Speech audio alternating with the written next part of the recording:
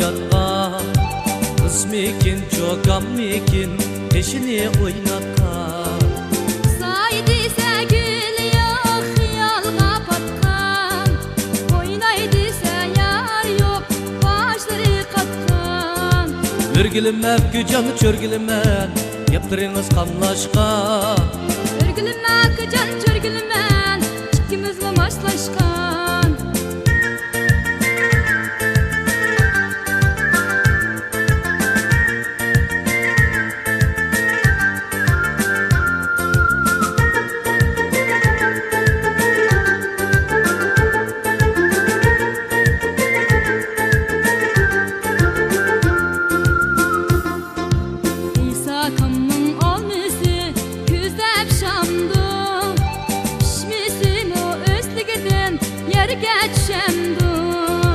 Akaydıysa kakde kalmıyordular.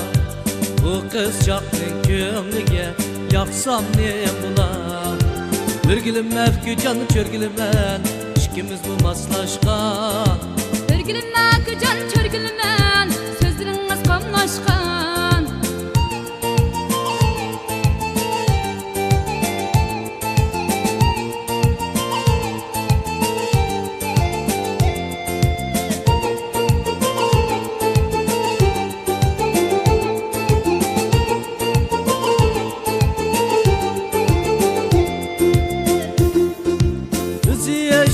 Kılı gül sözleri çakkan.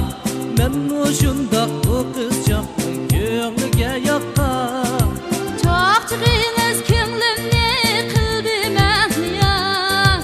Meyli halan halıma sizde ihtiyar. Örgülüm öpkü canı çörgülümen ikimiz mi maslaşkan. Örgülüm öpkü canı çörgülümen ikimiz bu maslaşkan. İkimiz mi maslaşkan, ikimiz mi maslaşkan.